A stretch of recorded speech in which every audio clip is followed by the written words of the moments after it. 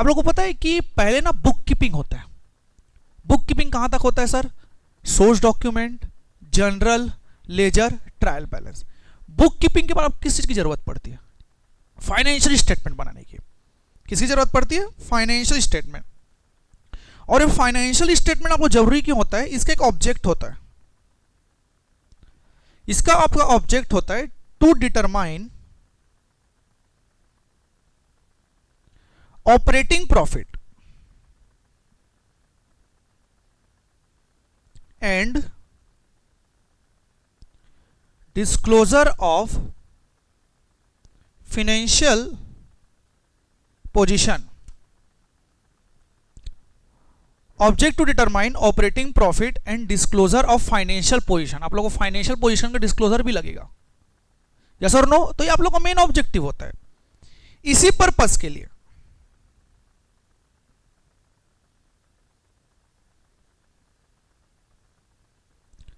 For this purpose हम एक specific statement बनाते हैं।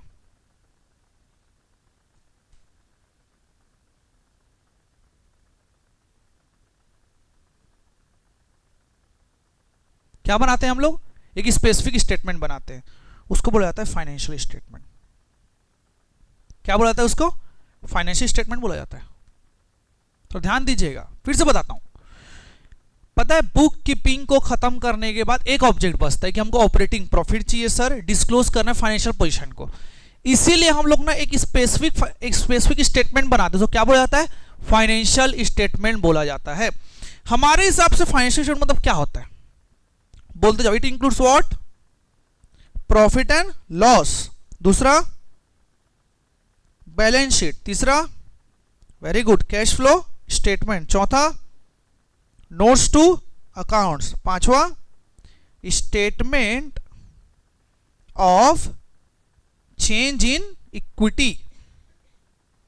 Statement of change in equity 5 प्रकार का हमारा फाइनेंशियल स्टेटमेंट का पार्ट होता है। ये पोर्शन जो आप लोग का है, ये आप लोग को ग्रुप 2 में पढ़ने मिलेगा। कहां पढ़ने मिलेगा वो? ग्रुप 2 में। ये दोनों आप लोग के ग्रुप 1 में। ग्रुप 1 में प्रॉफिट एंड लॉस से बैलेंस शीट पढ़ना है भैया, और इधर ग्रुप 2 में आप लोगों को CFS, notes account statement, change in equity उधर आगे जाके पढ़ने मिलेगा।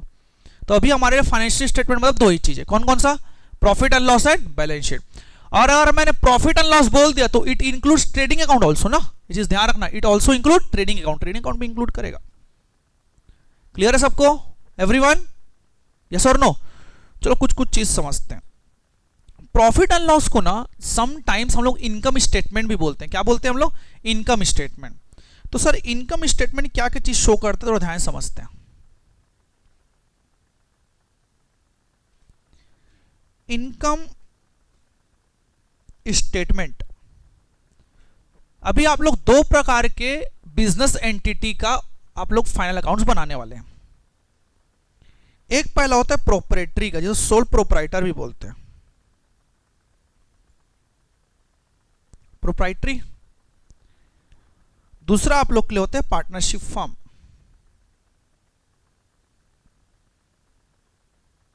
पहला क्या होता है आप लोग के लिए? प्रोप्राइटरी, और दूसरा पार्टनरशिप फर्म। प्रोप्राइटरी केस में आप लोग को 2 चीज बनाना पड़ेगा इनकम स्टेटमेंट के नाम पे। पहला आप लोग का होता है ट्रेडिंग, दूसरा होता है प्रॉफिट एंड लॉस। पहला क्या होता है आप लोग के लिए? ट्रेडिंग, दूसरा होता है प्रॉफिट एंड लॉस।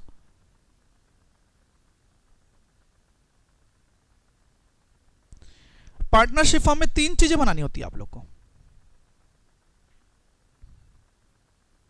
पहला ट्रेडिंग, दूसरा प्रॉफिट एंड लॉस, और तीसरा profit and loss appropriation account.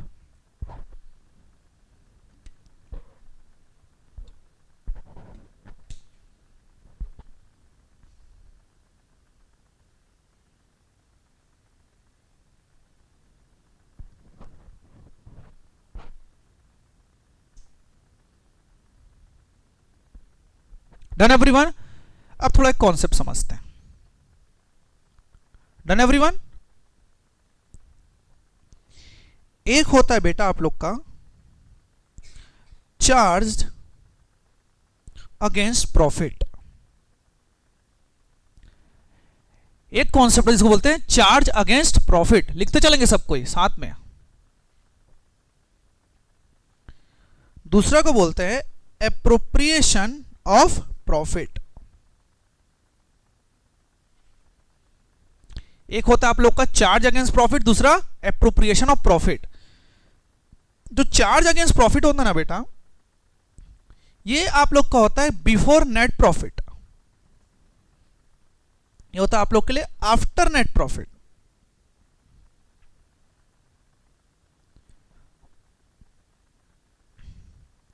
मतलब without profit we still need to पे।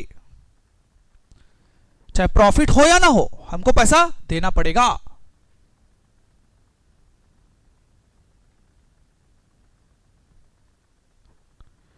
Without profit we still need to pay. जैसे कि एग्जांपल, रेंट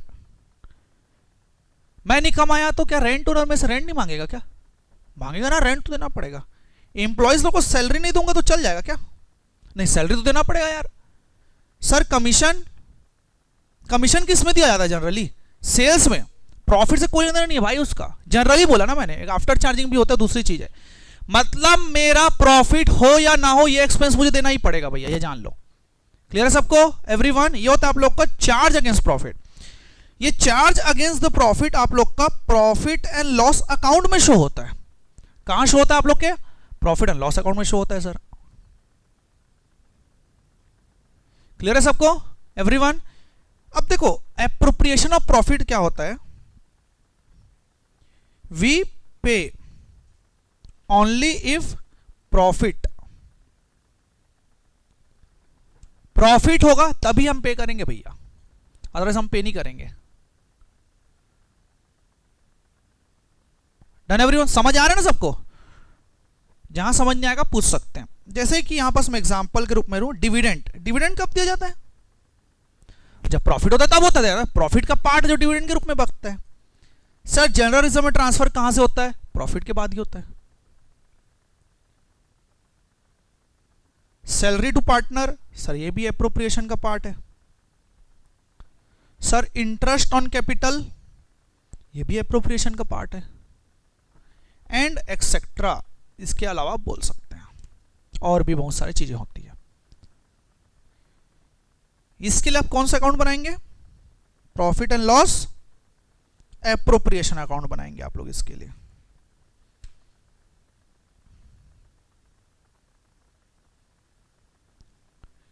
क्लियर है सबको यहां तक एवरीवन? तो सर यहां पास एक क्लियर सी स्टेटमेंट है। अगर आप इनकम स्टेटमेंट बनाओगे ना सर, तो प्रोप्राइटर को दो चीज बनाना पड़ेगा, ट्रेडिंग और प्रॉफिट एंड लॉस। सर हम उसको आता है, लेकिन पार्टनरशिप को एप्रोप्रिएशन भी बनाना पड़ेगा। समझ आएगी क्या बनाना पड़ेगा? एप्रोप्रिएशन भी। अब देखो इसका मतलब क्या होता है एप्रोप्रिएशन, समझाता हूं। क्या होता है ना, कुछ कुछ ऐसे खर्चे होते हैं ना, जो प्रॉफिट हो या ना हो हमको पे करना पड़ेगा। उसको बोलते हैं चार्ज अगेंस्ट प्रॉफिट। वर्ड को ध्यान रखना, कभी भी मैं बोलूंगा चार्ज अगेंस्ट प्रॉफिट, मतलब हमारे प्रॉफिट एंड लॉस में नेट प्रॉफिट आने से पहले जितना भी आइटम्स होता है वो चार्ज अगेंस्ट प्रॉफिट होता है। समझे? जैसे कि सैलरी हो गया, इनडायरेक्ट एक्सपेंस हो गया तुम लोग का, डायरेक्ट वेजेस ही लोगो, कुछ भी लेना, डेप्रिसिएशन भी चार्ज अगेंस्ट प्रॉफिट होता है तुम लोग का। एप्रोप्रिएशन ऑफ प्रॉफिट उसको बोलते हैं कि प्रॉफिट आने के बाद जो चीजें होंगी, जैसे कि प्रॉफिट आएगा तभी तो इंटरेस्ट दोगे, सर प्रॉफिट आएगा तभी सैलरी देखो, प्रॉफिट आएगा तभी प्रॉफिट बांटोगे, मतलब डिविडेंड बांटोगे। जब तक प्रॉफिट नहीं आया ना तब तक आप लोग एप्रोप्रिएशन नहीं कर सकते। जैसे कि मेरा लॉस आया तो कुछ बांटोगे? Answer no. डिविडेंड दे सकते हो लॉस के केस में? नो। अभी फिलहाल के लिए नहीं मानो तुम लोग, कंपनी से नहीं पड़े हो तो नहीं देना पड़ेगा। सर लॉस है तो हम लोग नहीं बांटेंगे डिविडेंड। क्लियर है कि नहीं एवरीवन? तो इसको बोलते हैं एप्रोप्रिएशन ऑफ प्रॉफिट। तो चलो सर थोड़ा सा फॉर्मेट बना के देखते हैं सर कैसे बनता है। चलो स्टार्ट करें।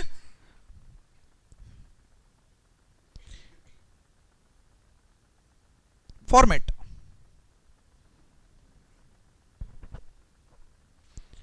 हम लोग जनरली यहां लिखते हैं प्रॉफिट एंड लॉस, और दोनों को साथ में बनाएंगे।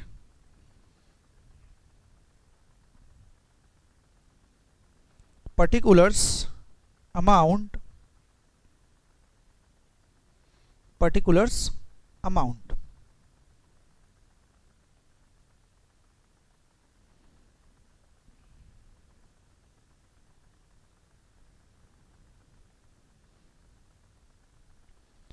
थोड़ा पारी पारी समझते हैं सर क्या होता है।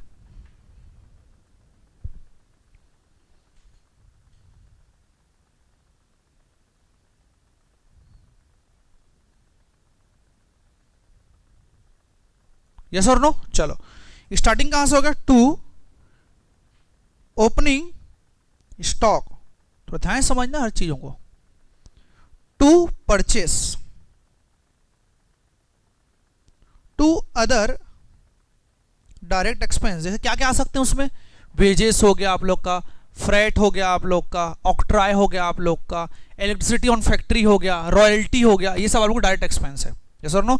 रॉयल्टी को डायरेक्ट एक्सपेंस क्यों बनाया गया, आप लोग कॉस्ट अकाउंट स्टैंडर्ड में पढ़े होंगे, पढ़े हो कि नहीं पढ़े होते। डायरेक्ट एक्सपेंस होता है रॉयल्टी, शायद तक पढ़ चुके हो आप, नहीं पढ़े हो तो मैं बताऊंगा। रॉयल्टी एक्चुअली में होता है क्या पता है, रेत वगैरह में लगता है, जमीन से चीजें।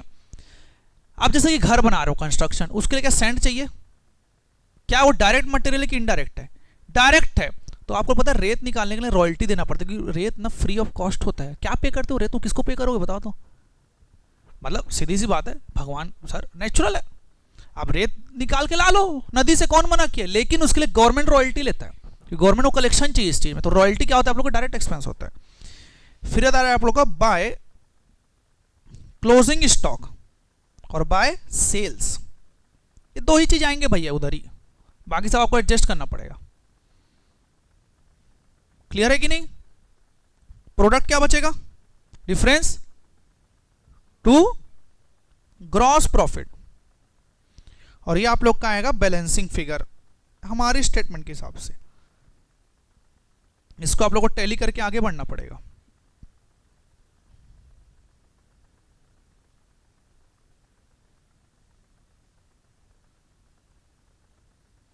यस और नो, इसको टैली करके आपको आगे बढ़ना पड़ेगा। अब इसको मैं थोड़ा क्लोज करने पे कुछ कुछ चीज समझाता हूं तुम लोग को। देखो ये जो इतना पोर्शन है ना बेटा, इसको ट्रेडिंग अकाउंट बोलते हैं। क्या बोलते हैं इसको, ट्रेडिंग अकाउंट बोला जाता है। इतने पोर्शन को क्या बोला जाता है, इसको ट्रेडिंग अकाउंट बोला जाता है। अब इसमें ना कुछ कुछ चीज समझाता हूं आप लोग को। हम लोग ट्रेडिंग को पहले समझते हैं। देखो क्या होता है ना, कोई भी प्रोडक्ट को बनाने के लिए जो डायरेक्टली एट्रीब्यूटेबल कॉस्ट होता है, फिर से बोलता हूं, कोई भी प्रोडक्ट को बनाने के लिए जो डायरेक्टली एट्रीब्यूटेबल कॉस्ट होता है वो आप लोग का ट्रेडिंग का पार्ट होता है। ट्रेडिंग को एक तरीके से आप लोग मैन्युफैक्चरिंग अकाउंट भी बोल सकते हो। अभी फिलहाल के लिए समझ आया कि नहीं। जैसे कि मैं एग्जांपल देता हूं, सपोज मैं क्या करता हूं ना सर, मैं एक ना शूज बनाता हूं। क्या बनाता हूं मैं, शूज बनाता हूं। शूज के लिए मुझे क्या क्या चीज लगेगा मैन्युफैक्चरिंग के, चलो बताओ। पहला सर सोल लगेगा, सर मेरे को थ्रेड्स लगेंगे, सर मेरे को ग्लूज लगेंगे। ये सब क्या है, मेरे डायरेक्ट एक्सपेंस है, क्योंकि इसके बिना कभी भी प्रोडक्शन नहीं हो सकता। ये directly attributable to the production बोलते हैं। ये सब डायरेक्ट एक्सपेंस है मेरे। क्या ये लोग पूरे सब बोलो डायरेक्ट एक्सपेंस है। कहां जाएगा ये, ट्रेडिंग अकाउंट में जाएगा। आप लोगों से प्रिंट करना है कि डायरेक्ट है कि इनडायरेक्ट है। जैसे कि वेजेस, वेजेस किसको देते हैं, वेजेस लेबर्स को पे किया जाता है। ये क्या हुआ आप लोग के लिए, इसे डायरेक्ट एक्सपेंस हो गया यार। तो ये किस में जाएगा आप लोग के, ट्रेडिंग में जाएगा। वही चीज फिर आप लोग का आता है ओपनिंग और क्लोजिंग स्टॉक। यार ओपनिंग और क्लोजिंग को डालने का मेन मुद्दा ये होता है कि सपोज पता है हर साल मैं ऐसा नहीं है ना कि सोल नया खरीदूंगा। पिछले साल के 31 मार्च तक मैंने बनाया, हो सकता है सर 50,000 सोल बच जाए, तो बच गया तो ओपनिंग लेना पड़ेगा। कारण ओपनिंग मतलब होता है डेबिट साइड। एग्री एवरीवन, थोड़ा ध्यान समझना। डेबिट मतलब एक्सपेंस, मतलब मैं इस साल ना उस 50,000 को पहले खर्चा बुक करूंगा। समझ आया कि नहीं। जैसे कि एग्जांपल लेता हूं, अगर ऐसा नहीं होता तो क्या होता पता है, सपोज मैंने शूज ना 60,000 पीस बनाए। कितने, 60,000। 50,000 ओपनिंग से उठाए। मैं थोड़ा ध्यान समझना ना। एक सोल की कीमत है पर की 1 रुपए। कितनी कीमत है, 1 रुपए। और पर शूज की कीमत है समझो 10 रुपीज। कितना है, 10 रुपए। फिर समझाता हूं, 50,000 मैंने ओपनिंग से लिया, ओपनिंग स्टॉक लिया। 60,000 मैंने सेल किया। कितना रेवेन्यू दिख रहा है तुमको, 60,000 इंटू 10, 6 लाख। यस और नो, कितने का रेवेन्यू दिख रहा है, 6 लाख का रेवेन्यू दिख रहा है। अगर तुम लोग को पता है, अगर मैं ओपनिंग स्टॉक अगर लेके नहीं आता, सबसे पहले चीज मेरे पास कितना है, सिर्फ और सिर्फ 10,000 इस बार का परचेस। मैं 60 बेचा मतलब 10 तो आया ही होगा। तो मैं 10,000 को 6 लाख में बेचा हूं। तो ध्यान समझना, मतलब मेरी प्रॉफिट है 5,90,000 की। सर मैचिंग कॉन्सेप्ट का सर दही बड़ा हो गया सर। मैचिंग कॉन्सेप्ट कहाँ गया यार? मैचिंग कॉन्सेप्ट क्या बोलते हैं पता है? किसी का अगर रेवेन्यू बुक कर रहे हो, कॉस्ट भी बुक करना पड़ेगा। वही बोलता है कि नहीं बोलता रेवेन्यू कॉन्सेप्ट? तो भैया तुम 10,000 कॉस्ट को ला लिए, बाकी का कौन लाएगा? बाकी का कौन लाएगा भैया? और एक चीज समझाता हूं, ये जो क्लोजिंग स्टॉक है ना बेटा, इसमें पूरे डायरेक्ट एक्सपेंस एडेड रहते हैं। ये चीज जान लो तुम लोग। Closing stock is valued at cost और NRV whichever is lower as per accounting standard 2, या तो कन्वर्टिज्म मॉडल भी बोलता है आप लोग का। समझ आए कि पूरे कॉस्ट क्लोजिंग स्टॉक में जुड़े होते हैं। जो 50,000 आप लोगों को कैरी फॉरवर्ड होगा ना बेटा, पूरा एक्चुअल कॉस्ट लेके जाएगा। समझ आया कि नहीं आया तुम लोग को?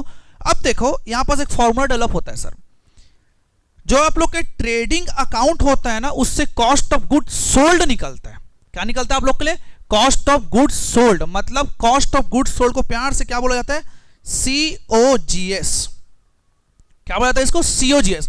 COGS is total of all manufacturing cost, जितना मैन्युफैक्चरिंग कॉस्ट। इसके एक एग्जांपल होता है, फॉर्मूला होता है सेल्स माइनस ग्रॉस प्रॉफिट।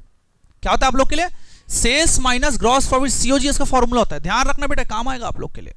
और अगर सर ये भी अगर हम लोग के लिए अवेलेबल नहीं है, तो हम लोग कैसे COGS निकाल सकते हैं पता है? Opening plus purchase plus direct expense minus sales. Closing stock नहीं आएगा, क्लोजिंग स्टॉक को भूल जाओ फिलहाल के लिए। नहीं है तो मैंने बोला अगर वही चीज नहीं दिया तो कर लो भाई, आप लोग आंसर आ जाएगा, कोई दिक्कत नहीं है। समझ आया कि नहीं आया? तो ट्रेडिंग अकाउंट आप लोग का इसलिए बनाया जाता है, इसको ग्रॉस इसलिए बोला जाता है बेटा, क्योंकि वो प्रॉफिट है जो हम लोग को सर ले दे के प्लस करना पड़ेगा। इससे पहले एक चीज समझाता हूं। Do you know what is contribution? आप लोग पढ़े हो कॉन्ट्रीब्यूशन? ग्रुप 2 वाले नहीं। ब्रेक इवन पॉइंट कॉन्ट्रीब्यूशन कभी सुने हो? अभी नहीं पढ़े हो तुम लोग contribution? Sales minus variable cost equal to contribution नहीं पढ़े हो आप लोग? चलो मैं समझाता हूं जी। मार्जिनल कभी नहीं पहुंचे तुम लोग? बिल्कुल नहीं पढ़े हो मार्जिनल? एवरीवन चलो ठीक, एक दूसरे का मत देखो बेटा, तुमको तो पता होना चाहिए ना। एक मतलब समझाता हूं तुम लोग को, पहले मुझे जवाब दो। नेट प्रॉफिट पॉजिटिव आए या नेगेटिव आए? एक तरफ ग्रॉस प्रॉफिट पॉजिटिव आए नेगेटिव आए, वो भी आ सकता है, कोई दिक्कत नहीं है। तो ध्यान समझाता हूं। Gross profit, net profit. Gross profit अगर मेरा लॉस है, मतलब नेगेटिव है, और नेट प्रॉफिट अगर नेगेटिव लॉस है, दोनों का इंपैक्ट समझाता हूं। पता है तुम लोग को, एक बार ना प्रॉफिट एंड लॉस आप लोग को नेट लॉस देगा ना, वो चल जाएगा, लेकिन ना ट्रेडिंग अकाउंट कभी भी ना ग्रॉस लॉस नहीं देना चाहिए। थोड़ा ध्यान समझना, मैं फिर से बोलता हूं आप लोग, एक बार आप लोग का जो नेट प्रॉफिट है ना बेटा, वो लॉस में आ जाएगा, चल जाएगा, आगे जाके रिकवर कर लोगे ना कहीं कहीं जाके। लेकिन बेटा अगर आप लोग का ग्रॉस लॉस अगर निकल रहा है, तुम्हारी कंपनी बर्बाद है, जिसी को बोलते हैं कंट्रीब्यूशन रिकवर नहीं होना। एग्जाम्पल के रूप में समझाता हूं। एक वेरिएबल कॉस्ट की कॉन्सेप्ट होती है, तुम लोग आगे जाके पढ़ोगे। जैसे कि प्रोडक्ट को मैं 100 रुपए में बेचता हूं, कितने रुपए में? 100 रुपए में बेचता हूं। इसकी ना 40 रुपए कॉस्ट आती है। कितने आती? 40 रुपए कॉस्ट आती है। मतलब ये मेरा वेरिएबल कॉस्ट है, मतलब समझो डायरेक्ट एक्सपेंस है फिलहाल के लिए। इतना तो मुझे रिकवर करना ही पड़ेगा, तब कहीं जाके मेरा ना ग्रॉस प्रॉफिट 0 आएगा। अगर मैं इसको 38 में बेचा ना, मतलब 40 का खर्चा को मैं 2 रुपए का लॉस में बेच रहा हूं, कभी जिंदगी में रिकवर नहीं कर पाऊंगा मैं। वही अगर 40 की जगह मैं इसको 45 में बेचूंगा ना, तो 40 मेरा कॉस्ट, 5 ग्रॉस प्रॉफिट। क्या बोला मैंने? 5 ग्रॉस प्रॉफिट। भले मेरा नेट प्रॉफिट लॉस में होगा, चल जाएगा, उसको कभी ना कभी जाके मैं रिकवर कर ही लूंगा। लेकिन तुम प्रोडक्ट को अगर नुकसान में बेच रहे हो, तो कभी जिंदगी में रिकवर नहीं कर पाओगे, ये चीज जान ले रहा हो। समझ आया कि ना? तो ग्रॉस प्रॉफिट करना बेटा पॉजिटिव होना जरूरी है, ठीक है? नेगेटिव है दूसरी चीज, लेकिन तुम लोगों को बता दिया कि रीजनिंग होता क्या एक्चुअल में। समझ आया कि ना? तो ग्रॉस प्रॉफिट हम लोग को क्या चाहिए? पॉजिटिव चाहिए भैया। नेगेटिव आएगा तो लफड़ा हो सकता है, कंपनी बंद हो सकती है। उसी कारण तुम लोग देखना, जनरली तुम लोग ग्रॉस प्रॉफिट कभी भी नेगेटिव नहीं दिखता। क्लियर है बच्चे लोग यहां तक? एवरीवन, मैंने ट्रेडिंग अकाउंट को समझा दिया। अब पारी किसकी? प्रॉफिट एंड लॉस की पारी। चलो स्टार्ट करते हैं। देखो जो प्रॉफिट एंड लॉस अकाउंट है, उसमें प्रॉफिट आएगा सर। कहां से आएगा प्रॉफिट? ट्रेडिंग से, बाय ग्रॉस प्रॉफिट के नाम से। आप लोग कैरी फॉरवर्ड करके आप लोग को क्लियर करना है भाई एक्सपेंस को।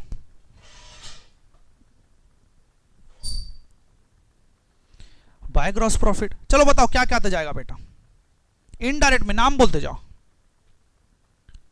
टू रेंट, टू जितना जानते उतना बोलो। To salaries, to electricity, to interest on loan, to stationery और to advertisement which is not a preliminary expense, okay, ठीक है, और to other indirect expense,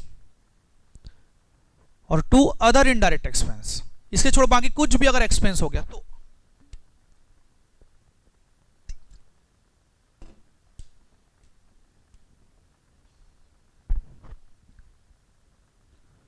done everyone. बेटा आप लोग जूम में ज्वाइन नहीं थे तो एक्सेल ऐप में देख रहे थे ऑनलाइन वाले, उसी से कर देखियो ना तुम लोग पूरी क्लास।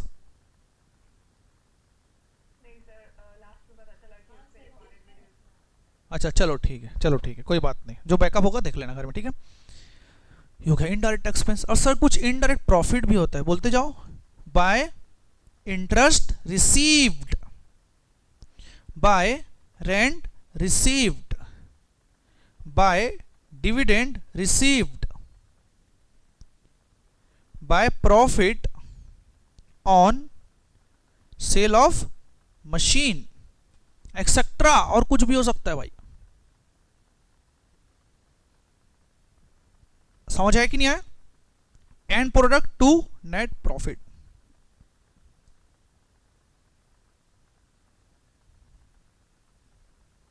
खत्म प्रॉफिट एंड लॉस अकाउंट।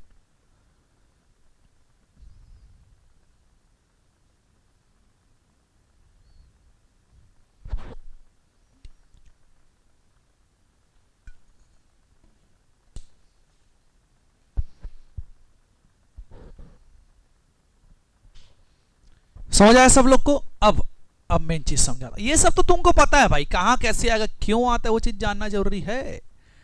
अब जरा देखते जाओ। इनडायरेक्ट एक्सपेंस उसको बोला जाता है जो प्रोडक्ट को बनाने में नहीं लगता। मैंने शूज बनाया, शूज बनाने तक का डायरेक्ट मटेरियल सोल सब चीज लगे, अब उसको बेचना है तो मैंने सेल्समैन लाया, उसको सैलरी दिया, क्या वो डायरेक्ट है? आंसर मैंने सीएमए को बुलाया ताकि कॉस्टिंग का रिकॉर्ड बना सके, क्या डायरेक्ट है? सर इनडायरेक्ट है। सर मैं कंपनी सेक्रेटरी बुलाया, चार्टर्ड अकाउंटेंट को बुलाया ऑडिट करने के लिए, भी नहीं है भाई। रेंट दे रहा हूं, क्या rent is directly attributable to manufacturing? Answer is no, unless otherwise specified ना हो। सर रेंट तो नॉर्मली लगता है, तो क्या होगा? Indirect expense. किस में जाएगा? ये किस में जाएगा बोलो सब कोई? प्रॉफिट एंड लॉस में जाएगा, प्रॉफिट एंड लॉस में जाएगा। समझ आया कि नहीं? प्रॉफिट एंड लॉस का एंड प्रोडक्ट नेट प्रॉफिट होता है। क्या होता है आप लोगों के लिए? नेट प्रॉफिट या तो नेट लॉस। समझ आया कि नहीं आया? अब जरा देखते जाओ, इस पोर्शन में जितना भी कॉस्ट निकलता है ना बेटा, उसको कॉस्ट ऑफ सेल्स बोलते हैं। क्या बोलते हैं इसको? Cost of sales. क्या आप कॉस्ट शीट पढ़ चुके हैं? कॉस्ट ऑफ सेल्स में प्रॉफिट ऐड करूंगा तो क्या आता है? सेल्स आ जाता है। सीधी सी बात है। मतलब मैं एक चीज बोल सकता हूं, sales minus cost of sales is equal to net profit होता है आप लोग के लिए। एक फॉर्मूला निकल जाता है, sales minus cost of sales, मतलब पूरे खर्चे को जोड़ देना भैया। कॉस्ट ऑफ सेल्स मेरे लिए direct expense plus indirect expense होने वाला है। Direct expense plus indirect expense.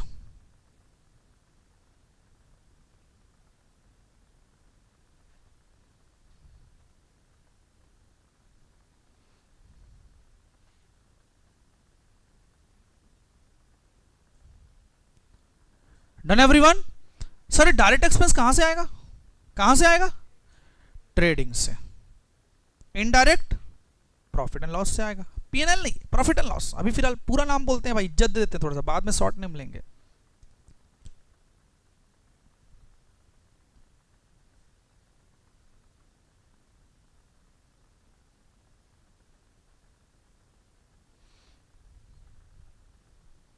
Done बच्चे लोग? सर मेरा पहला खत्म हुआ प्रॉफिट एंड लॉस। किसकी पारी? किसकी पारी? बहुत नींद आ रहा है बेटा इसी का, पानी पियो पहले। इतना नींद अच्छी बात नहीं है बेटा, इतना नींद तो नोबिता को नहीं आता था लगता है जितना तुम लोग को आता है। तुम लोग उसका रिकॉर्ड तोड़ दोगे लग रहा है। कैसे? अब किसकी पारी? बैलेंस शीट की। Balance sheet debit credit format में नहीं चलता। मैं फिर से बता रहा हूं, बैलेंस शीट चलता है फाइनेंशियल पोजीशन को बताने के लिए। ये आप लोग का रियल अकाउंट है। क्या आता है आप लोग का? Real plus personal account.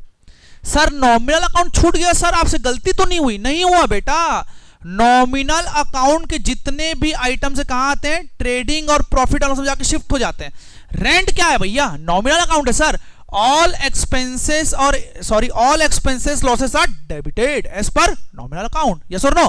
Sir all income और gains are credited as per nominal account. तो जितने इनकम है, जितने भी लॉसेस हैं, जितने एक्सपेंस हैं और सर जितने भी प्रॉफिट है, सब ऊपर प्रॉफिट में सेट हो जाना चाहिए। बैलेंस शीट में दो ही चीज आएगा, रियल अकाउंट और पर्सनल अकाउंट है, चाहे वो रिप्रेजेंटेटिव पर्सनल क्यों ना हो। सर रिप्रेजेंटेटिव पर्सनल क्या होता है सर, बताओ तो बेटा? आउटस्टैंडिंग। कोई और डेफिनेशन? नॉमिनल के आगे पीछे, मैंने भी बोला नॉमिनल के आगे पीछे कुछ भी लगाओगे ना तो रिप्रेजेंटेटिव पर्सनल बन जाता है। जैसे एक चीज समझाता हूं, नॉमिनल की ना इतनी औकात नहीं है कि बैलेंस शीट तक जा पाए। वो एक क्लियर वर्ड बोलूं, वो ना बैलेंस शीट ना थोड़ा सा रईस खानदान का है, नॉमिनल थोड़ा ना छोटे कैटेगरी का, तो उसकी उतनी औकात नहीं है कि बैलेंस शीट के साथ उठना बैठना कर सके। वो होता क्या है ना, तो नॉमिनल अकाउंट ना, अगर रेंट मैंने बोला रेंट पेड, तो उसकी औकात नहीं कि वो बैलेंस शीट तक जा पाए, वो सिर्फ प्रॉफिट एंड लॉस तक सीमित रहता है। अगर उसको जाना है ना भाई, किसी ना किसी का सहारा लेना पड़ेगा, चाहे आउटस्टैंडिंग हो, चाहे प्रीपेड हो, चाहे अक्रूड हो, कोई भी चीज हो। जैसे उस दिन आपने लगा दिया ना, नॉमिनल का दर्जा बढ़ जाता है। क्या बन जाता है वो? Representative personal account. क्या बन जाता है? Representative personal account. अब पर्सनल बन गया तो कहां दिखेगा तुमको? बैलेंस शीट में देख सकते हो उसको। समझ आया कि नहीं? उसका दर्जा बढ़ गया भाई। क्लियर है कि नहीं? बैलेंस शीट का फॉर्मेट ध्यान समझिएगा। एक होता है आप लोग के लिए लाइबिलिटी अमाउंट, असेट और अमाउंट। कृपया करके ध्यान दीजिए, डेबिट क्रेडिट का फॉर्मेट याद मत करना भैया, क्योंकि क्रेडिट इधर डेबिट लिखा हुआ है। लाइबिलिटी क्या बैलेंस होता है? क्रेडिट होता है। तो डेबिट क्रेडिट याद ना रखे। समझ आया कि नहीं आया एवरीवन? लाइबिलिटी क्या बैलेंस होता है? मेरे को ऐसा लगा किसी ने डेबिट बोला। ठीक है, कोई बात नहीं, होता है बेटा, होता है। अब थोड़ा फॉर्मेट को थोड़ा ध्यान से समझते हैं। सर अकाउंटिंग क्वेश्चन कुछ तो बोलता है, कुछ तो बोलता है अकाउंटिंग क्वेश्चन। क्या बोलता है? Asset is equal to equity plus liability. Sir equity के पोर्शन समझाता हूं। देखो बैलेंस शीट में सबसे पहला आप लोग का पोर्शन होता है capital. Capital is the amount which is introduced by the owners. Owner भी हो सकता है, ओनर्स भी हो सकता है पार्टनरशिप फर्म केस में। इसका कैसे आएगा आप लोग का? ओपनिंग कैपिटल सबसे पहला, प्लस इंट्रोड्यूस्ड, जिसको बोलते हैं additional, minus drawing personal expense. The money which is withdraw by the owner is known as drawing. ये होगा माइनस, और क्या आएगा? ऐड करूंगा मैं नेट प्रॉफिट। बेटा आप इसी का कुछ और बोल रहे थे, क्लैरिफाई करो। कुछ छूट तो नहीं है? हो गया ना? यस और नो? नेट प्रॉफिट लिख तो दिया मैंने, यस और नो? अब क्या आएगा आप लोग का? कैपिटल आएगा क्लोजिंग। ये बैलेंस शीट में दिखेगा, इतना ध्यान रखना। नेट प्रॉफिट जंप करेगा भाई, देखो उसे जंपिंग का काम है। पहले ट्रेडिंग से कहां कूदा? प्रॉफिट एंड लॉस में। इस साइड से इस साइड गया, फिर इस साइड से इस साइड आया, फिर इस साइड से इस साइड आ गया भाई, खत्म। समझ आया कि नहीं आया? पहले ग्रॉस प्रॉफिट कहां से निकलेगा? ट्रेडिंग से। ग्रॉस प्रॉफिट कहां जाएगा? प्रॉफिट के अपोजिट साइड में। फिर आएगा आप लोग का नेट प्रॉफिट। नेट प्रॉफिट आएगा तो यहां ऐड होगा, लॉस होगा तो माइनस होगा। जान ले रहा हूं, इतना रटने की जरूरत नहीं ना, मैं समझा रहा हूं, रटना नहीं है भैया सब। क्लियर है बच्चे लोग? अब आप लोग का पोर्शन आता है सेकंड, जिसको बोलते हैं नॉन करेंट लाइबिलिटीज। क्या बोलते हैं इसको? Non current liabilities. जैसे मैं इसको आपको एग्जांपल दे सकता हूं, लॉन्ग टर्म लोन, या तो मैं आपस डिबेंचर बोल सकता हूं। डिबेंचर तुम लोग अभी नहीं पढ़ोगे, लेकिन फिर भी एग्जांपल के रूप में लिख लो, कोई दिक्कत नहीं है।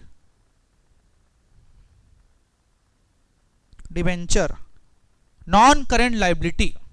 ये नॉन करेंट लाइबिलिटी क्या होता है सर? ऐसा लाइबिलिटी जिसका अक्रूवल एक साल में नहीं होता सर, एक से ज्यादा सालों के लिए होता है। समझ आया कि नहीं आया? फिर आता है आप लोग के लिए current liability which is to be paid within a year, जिसको आप लोग को एक साल के अंदर पे करना पड़ेगा। सब मैं बेसिक्स में पढ़ा चुका हूं ना आप लोग को। क्या क्या आएगा भाई? क्रेडिटर्स, मान गया मैं।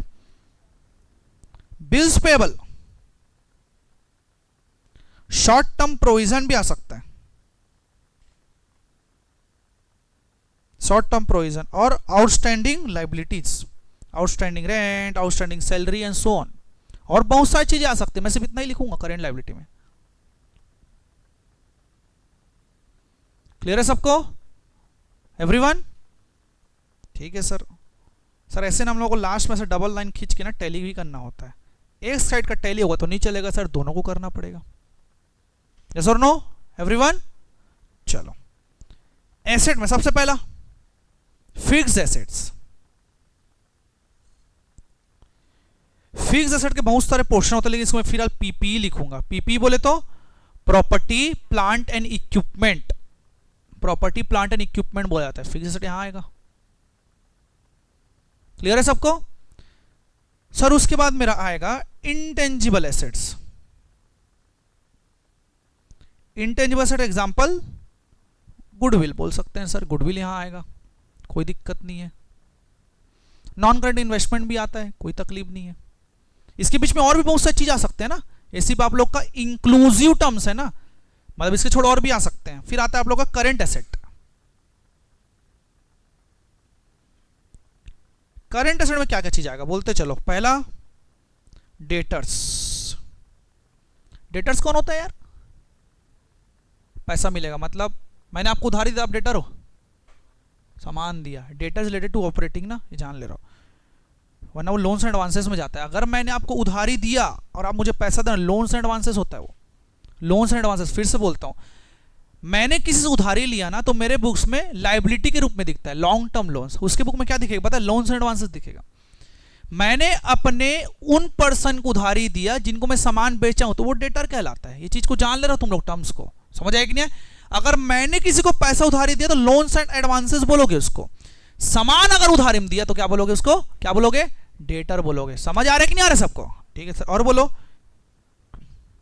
कैश प्लस बैंक, इसको कैश एंड कैश इक्विवेलेंट भी बोलते हैं शायद तक। Stock, bill receivable, prepaid expense और एटसेट्रा, और कुछ भी आ सकता है सर, कोई मना नहीं है।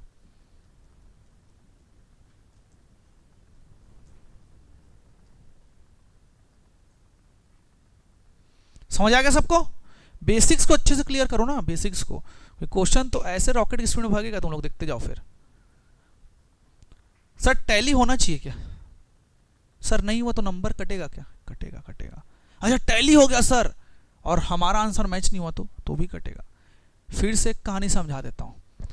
बैलेंस शीट का टैली होना ही जरूरी नहीं है, आप लोग कंटेंट भी सही तरीके से रखने पड़ेंगे।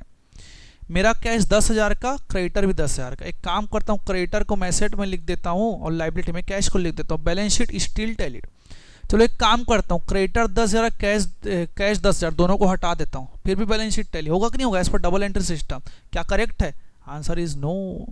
ये गलत दिमाग मत रहना। अच्छा सर क्या इंटरमीडिएट में ऐसा हो सकता है कि सर मैं फॉर्मेट खींच के लाइन खींच के तो 12वीं की तरह नंबर मिलेगा? क्या भूल जाओ, नहीं मिलेगा। मैं माइनस कर देता, और स्मार्ट बन रहा है करके। समझ आया कि नहीं? फॉर्मेट का नंबर नहीं मिलेगा, लेकिन फाइनल आंसर बनाओगे और फॉर्मेट नहीं होगा तो नंबर कट सकता है। सिर्फ तुम फॉर्मेट लायबिलिटी ऐसे प्रॉफिट लॉस बना के नहीं मिलेगा भाई नंबर ना। फॉर्मेट में कोई नंबर नहीं है इंटरमीडिएट लेवल पे। समझ आया कि नहीं है सबको? अपना मेन एडजस्टमेंट के बारे में बात करते हैं, तो ध्यान समझिएगा।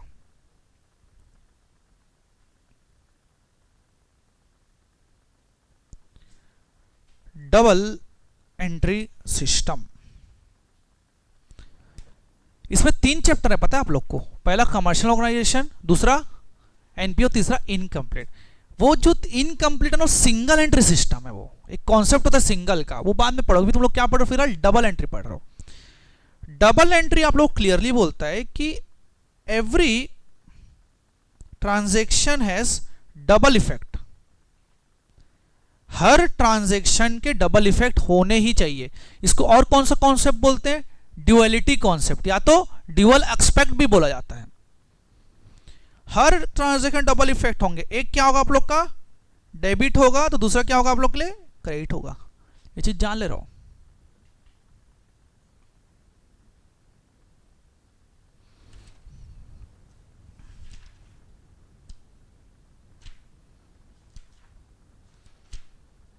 क्लियर है सबको एवरीवन? यस और नो? ठीक,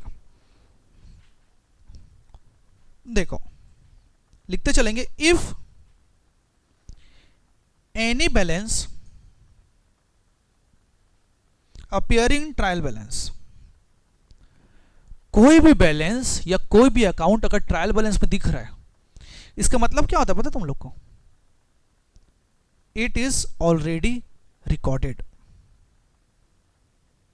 it is already recorded. Trial balance में अगर बैलेंस दिख रहा है, इसका मतलब क्या होता है? इट इज ऑलरेडी रिकॉर्डेड, मतलब डबल एंट्री सिस्टम हो चुका है उसका। आप लोगों को दिमाग नहीं लगाना है उसका, समझ आया कि नहीं? क्या हो चुका है उसका? डबल एंट्री सिस्टम हो चुका है। ट्रायल बैलेंस के बाद तुरंत किसको जाते हो तुम? प्रॉफिट एंड लॉस में जाते हो। चलो मैं थोड़ा सा ट्रायल बैलेंस एक फॉर्मेट बनाता हूं आप लोग का, एक आध दो आइटम बना लेते हैं।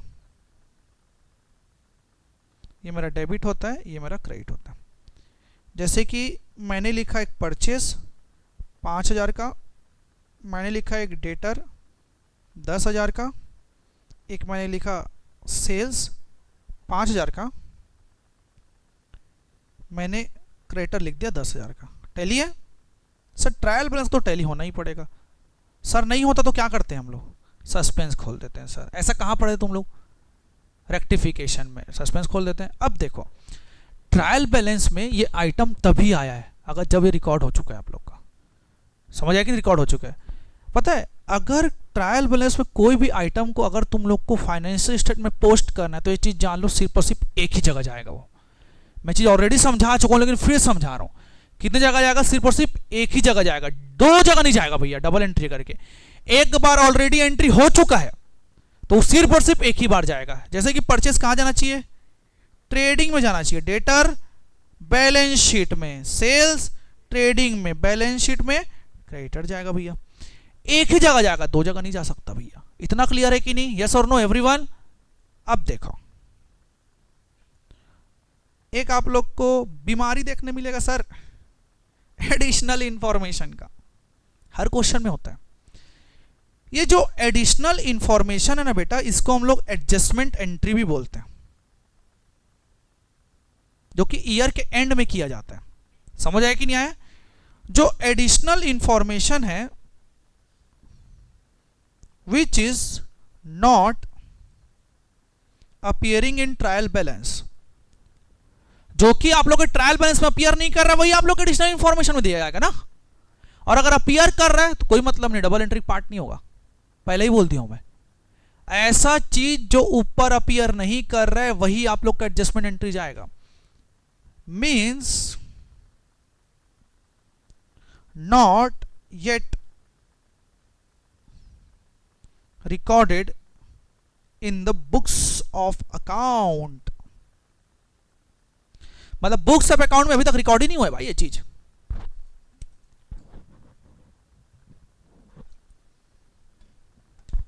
मैंने क्या बोला? अभी तक बुक्स ऑफ अकाउंट में रिकॉर्ड नहीं हुआ है, तो अब इसे कितने इफेक्ट होंगे? Double effect. डबल इफेक्ट चाहिए, मतलब चाहिए भैया, एक डेबिट जाएगा दूसरा क्रेडिट जाएगा। फिर कोई माइकल आल नहीं रोक सकता तुमको बैलेंस शीट को टैली करने से। क्लियर है सबको? तो थोड़ा एग्जांपल लेते हैं। Example number 1, rent outstanding amounting to 5000। ये मुझे एडिशनल इंफॉर्मेशन में दिया गया। किस में दिया गया? एडिशनल इंफॉर्मेशन, मतलब कितने इफेक्ट होंगे?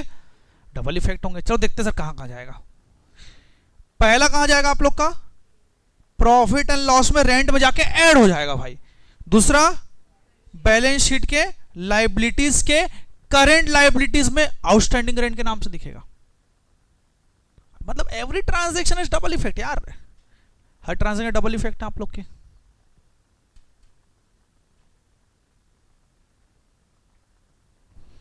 यस और नो? दूसरा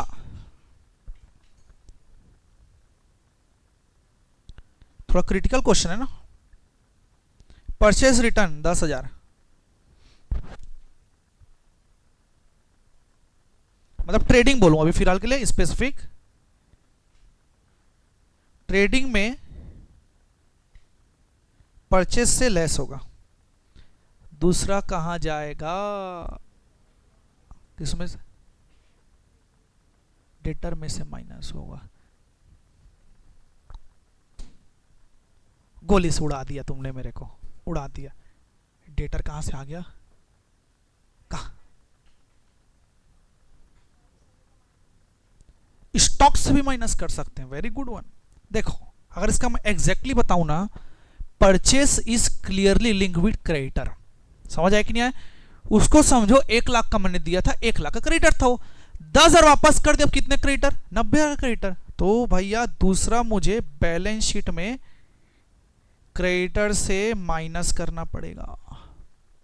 डबल इफेक्ट, दोनों डबल एंट्री सिस्टम में। आपको समझ आ रहा है ना बेटा, आ रहा है कि नहीं आ रहा है? थोड़ा सस्पेंसफुल लग रहे हो तुम लोग दोनों के दोनों। ऐसा पढ़े हो कि नहीं पढ़े हो बैलेंस शीट, पहले पढ़े हो ना? ठीक है। आपका ग्रेजुएशन कितना समय हो गया है? प्रीवियस ईयर यार, कोई दिक्कत नहीं, फिर हो जाएगा यार। पढ़े पढ़े थे नहीं ग्रेजुएशन में? रविशंकर वाले हो? रविशंकर यूनिवर्सिटी उड़ीसा से, ओके। कौन सा यूनिवर्सिटी उड़ीसा का? ओके ठीक है। उड़ीसा की पढ़ाई तगड़ी है भाई। तुम लोग पता है उड़ीसा के बोर्ड्स में कॉस्टिंग पढ़ाते हैं। कॉस्टिंग जो तुम लोग अभी रो रहे हो ना, हाँ फर्स्ट सेमेस्टर में भी नहीं, बोर्ड्स में 11 12 में कॉस्टिंग उन लोग का सब्जेक्ट रहता है उड़ीसा बोर्ड में। समझ आया कि नहीं है? तो उन लोग का थोड़ा एडवांस है उड़ीसा वालों को। चलो ठीक है सर, हम उसको कुछ नहीं करना है। हमारा माई बाप कौन? ICMI। अब कोई मतलब नहीं दुनियादारी से, ठीक है। चलो तीसरा example, closing stock amounting to 80,000। कहां जाएगा बच्चे लोग? सर एक जाएगा ट्रेडिंग में, दूसरा कहां जाएगा? बैलेंस शीट में। समझ आया कि नहीं आया? अगर ये एडिशनल इंफॉर्मेशन में दिया हुआ है और if it is given in trial balance, कहां जाएगा? बैलेंस शीट में जाएगा, एक ही जगह में। और तुम लोग को पता है ना सर, क्लोजिंग स्टॉक को ना ट्रायल बैलेंस में डालना पाप है। नर्क में भी जगह नहीं मिलेगी तुम लोग को, पहले बता रहा हूं। अगर सर डालना चाहते हैं तो परचेस को एडजस्ट करो। फिर से बोल रहा हूं तुम लोग को, एक चीज समझाता हूं, क्लोजिंग स्टॉक कभी भी ट्रायल बैलेंस का पार्ट नहीं होता। एग्री और ना, मैंने ट्रायल बैलेंस पढ़ा दिया, तुमको समझाया था। लेकिन सर डालना है, डालना चाहते हैं तो परचेस से माइनस कर दो, उतना माइनस करके आपको डालना पड़ेगा। मतलब नेट इफेक्ट सेम रहना चाहिए। क्लियर है कि नहीं? चौथा,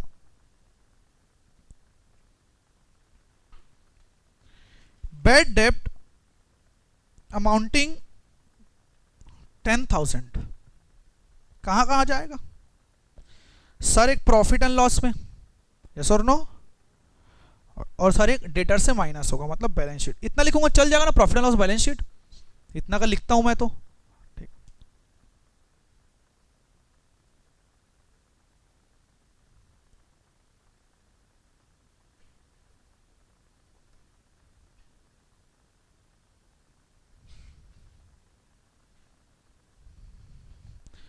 डन एवरीवन? ठीक है सर, एक आखिरी एडजस्टमेंट देखते हैं। रेंट पेड इन एडवांस, आपने एडवांस में रेंट पे कर दिया, कहां कहां जाएगा?